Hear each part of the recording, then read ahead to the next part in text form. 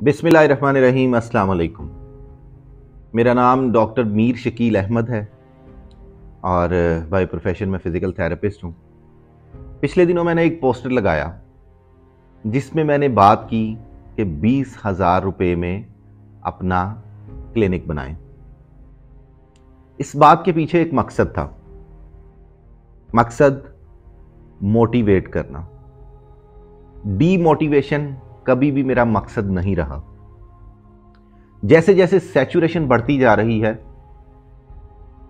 वैसे वैसे डिप्रेशन बढ़ता जा रहा है।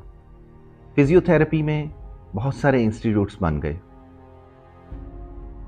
आने वाले फिजियोथेरेपिस्ट की तादाद बहुत ज्यादा बढ़ गई। जितनी ज्यादा तादाद बढ़ गई उससे 2 गुना डिप्रेशन होने लग गया। बच्चों को समझ नहीं आती कि नौकरी तो है नहीं, हम क्या करें। जब उनको समझाया जाता था कि अभी आप इस फील्ड में एडमिशन ना लें या सिर्फ उन इंस्टीट्यूट्स में एडमिशन लें जिनकी हॉस्पिटल एफिलिएशंस हैं, जो कि HEC के क्राइटेरिया को फुलफिल करते हैं, तब किसी ने ना मानी। अब डिप्रेशन का शिकार। उस मकसद के लिए मैंने एक एडवर्टाइजमेंट दी कि 20,000 रुपये में अपना क्लिनिक कैसे बनाते हैं, ये मैं बताऊंगा। हमें अपनी डोमेन में रहना चाहिए।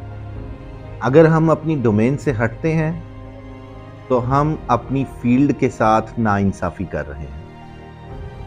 इसका मतलब यह है कि हम अपनी फील्ड के ऊपर ट्रस्ट नहीं कर रहे, हम दूसरी फील्ड के ऊपर ट्रस्ट करके उसका नाम अपने नाम के आगे रख रहे हैं।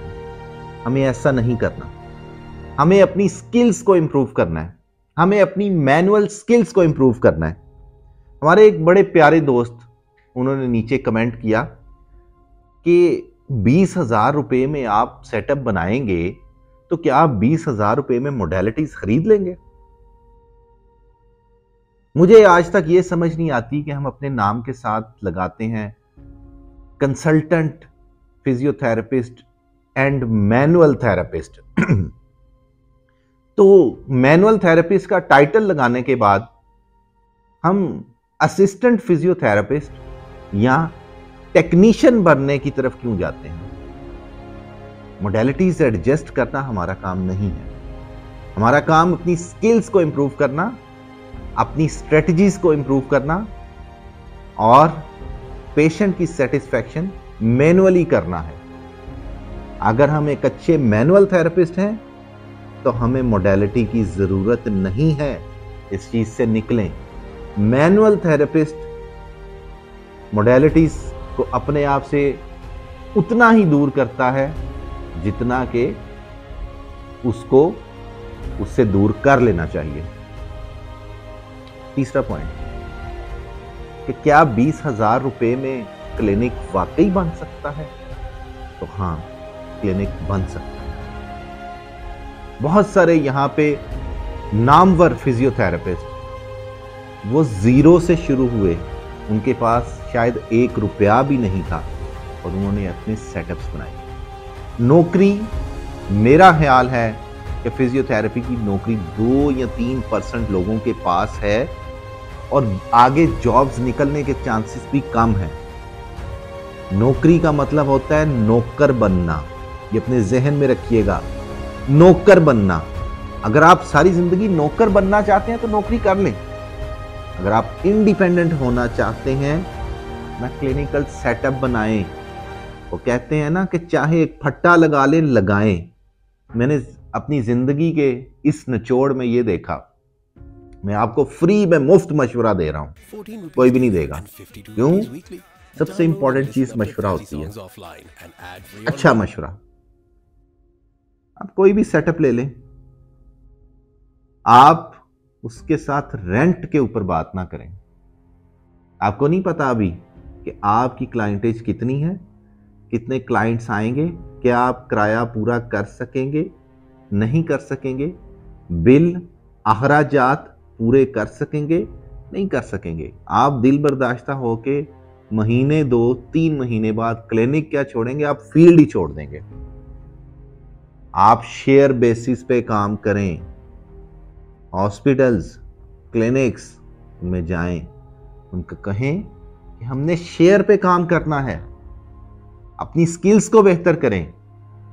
जब आप पेशेंट्स बढ़ा लेंगे, आपकी क्लाइंटेज बढ़ जाएगी, फिर आप रेंट के ऊपर आए, फिर आपको उसका फायदा होगा, फिर आपको शेयर बेसिस का नुकसान होगा। तो मेरा आपको मुखलिसाना मशवरा है, अगर आपने अपने गले में ये डोल डाल लिया है तो उसको बुझाना सीख लें। आपके पास कुछ है या नहीं है, आपके अंदर टैलेंट होना चाहिए, आपके अंदर क्रिएटिविटी होनी चाहिए।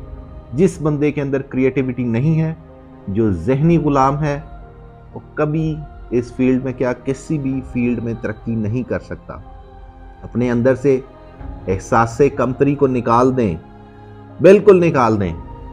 आपने इस फील्ड में आगे बढ़ना है और बहुत ज्यादा कुछ करना चाहते हैं, बहुत ज्यादा कुछ करना चाहते हैं तो एक आध मोडेलिटी के साथ कर लें, लेकिन अपनी मैनुअल स्किल्स को 100% रखें, अपनी कम्युनिकेशन स्किल्स को स्ट्रांग रखें, अपने एटीट्यूड, बिहेवियर, कर्टसी लेवल को बेहतर करें। आप ऑटोमेटिकली आगे निकलेंगे। और एक कमेंट मुझे याद आया कि हमने तो 20-20 लाख रुपए में फिजियोथेरेपी की है इंस्टीट्यूट में, और क्या 20,000 में हमारे पास पेशेंट आएगा? पेशेंट आपको मैं बताऊं, पहाड़ों में उस नंगे मलंग के पास भी चला जाएगा जो उसको सेटिस्फाई कर देगा, तो आपके पास क्यों नहीं आएगा? आप देख लें, 50% अवाम गांव में किसी पीर फकीर के पास चले जाते हैं क्योंकि उसकी कम्युनिकेशन स्किल स्ट्रांग है, वो उनको सेटिस्फाई करता है। आपने अपनी कम्युनिकेशन स्किल्स, अपनी मैनुअल स्किल्स, अपने attitude, behaviour, client attraction, professional ethics, इन सब को स्ट्रांग करना है। ये स्ट्रांग कर लेंगे, आपका क्लिनिक बन जाएगा। शुक्रिया।